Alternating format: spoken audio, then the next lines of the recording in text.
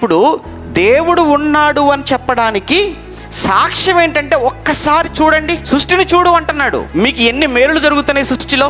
ఈ సృష్టి వలన మీరు ఎంతో మేలులు పొందుకుంటున్నారంటే, మీ హృదయం నిండిపోతుంది అని అంటే, ఋతు కార్యక్రమాలు జరుగుతున్నాయి అని అంటే, వర్షం పడుతుంది అని అంటే, ఇవన్నీ ఎవరు ఉన్నారు అనడానికి సాక్ష్యం.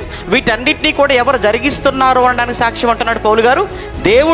దేవుడు ఉన్నాడు అనడానికి సాక్ష్యం. దేవుడే వీటన్నిటిని నడిపిస్తున్నాడు అని అనడానికి సాక్ష్యం. కనుక దేవుడు అనగానే ఆయన సర్వశక్తిమంతుడు అనగానే ఆయన అన్నీ చేయగలిగిన వాడు, సర్వమును చేయగలిగిన వాడు. ఆయనకు అసాధ్యమైనది ఏది లేదు, సమస్తము సాధ్యము ఆయనకు. ఆయన అధిక శక్తి కలిగిన వాడు. చదువుకున్నాం మనం ఇప్పుడే.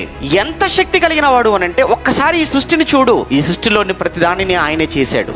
ఆయన ఏమీ లేనప్పుడు సృష్టిని చేసిన వాడు. ఈరోజు మన సృష్టిని వాడుకొని పాడు చేసుకుంటున్నాడు తప్ప, ఈ సృష్టిని ఉపయోగించకుండా, సృష్టిలో దేనిని కూడా మనిషి ఉపయోగించకుండా మరొకటి ఏదైనా మనిషిని చేయమని చూద్దాం. ఇప్పుడు దేవుడు లేడు అంటాడు, ఈ సృష్టి దేవుడి వల్ల ఏర్పడింది కాదు అని అంటాడు.